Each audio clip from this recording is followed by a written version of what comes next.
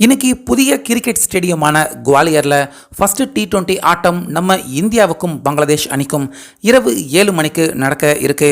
இப்படி இருக்க இந்த ஆட்டத்தில் புதிய நம்ம இந்திய அணியின் பயிற்சியாளராக பதவி ஏற்றிருக்க கௌதம் கம்பீர் கிட்டத்தட்ட 2 நம்ம தமிழக பிளேயர்களுக்கு கண்டிப்பாக இந்திய அணியின் பிளேயிங் 11ல் வாய்ப்பு தந்தே ஆகணும் அப்படின்னு சூரியகுமார் அவர்கிட்ட பேசி போராடி சண்டை போட்டு ஒரே நேரத்தில் பல வருஷம் கழித்து நம்ம இந்திய அணியின் ஸ்குவாடில் 2 தமிழக பிளேயர்கள் இன்னைக்கு இடம் பிடிக்கிற மாதிரி கௌதம் கம்பீர் அவர் செஞ்சிருக்காரு. ஸோ அந்த வகையில் இன்னைக்கு இரவு நடக்க போகிற மேட்ச் குவாலியரை பொறுத்த வரைக்கும் இது புதிய மைதானம், புதிய சர்வதேச ஆட்டம். முதல் முறையாக நம்ம இந்தியா பங்களாதேஷ் அணிக்கு எதிராக விளையாட போகிறாங்க. இப்படி இருக்க சூரியகுமார் இந்த ஆட்டத்தின் பிளேயிங் 11 பொறுத்த வரைக்கும் ஓப்பனராக அபிஷேக் சர்மா, அவர் கூட 2வதா சஞ்சு சாம்சன், 3வதா கேப்டனான சூரியகுமார், 4வதா ரியான் பராக், 5வதா ஹர்திக் பாண்டியா, 6வதா சிவம் துபே, 7வதா வாஷிங்டன் சுந்தர்,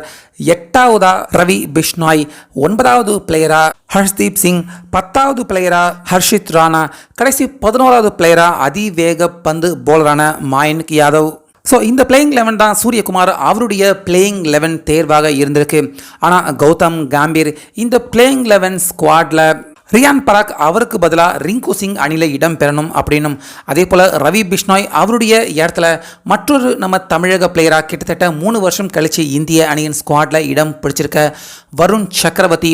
அவரும் இந்திய அணியின் ஸ்குவாடில் இன்றைய ஆட்டத்தில் இடம் பிடிக்கணும் அப்படின்னு சூரியகுமார் அவர்கிட்ட தற்போது கௌதம் கம்பீர் பேச்சுவார்த்தை நடத்தி நிச்சயமாக ரிங்கு சிங், நம்ம தமிழக பிளேயர் வருண் சக்கரவர்த்தி, ஹர்ஷித் ராணா இவங்க 3 பேருமே இன்றைய இந்திய அணியின் ஸ்குவாடில் இடம் பிடிக்கணும் அப்படின்னு சூரியகுமார் அவர்கிட்ட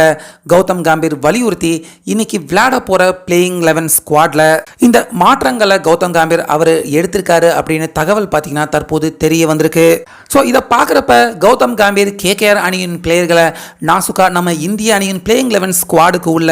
கொண்டு வரத்துக்கான முயற்சியில் கௌதம் கம்பீர் அவர் ஈடுபட்டிருக்காரு அப்படிங்கிறது தெளிவாக தெரியுது. ஸோ எது எப்படி இருந்தாலும் இன்றைய ஆட்டத்தில் ஒரே நேரத்தில் 2 தமிழக பிளேயர்கள் நம்ம இந்திய அணியில் பல வருடம் கழிச்சு விளையாடுறதுக்கான வாய்ப்பு கௌதம் கம்பீர் அவர் மூலியமாக கிடைச்சிருக்கு அப்படின்னு தற்போது தமிழக கிரிக்கெட் ரசிகர்கள் எல்லாருமே இப்போ மகிழ்ச்சியில் தான் இருக்காங்க.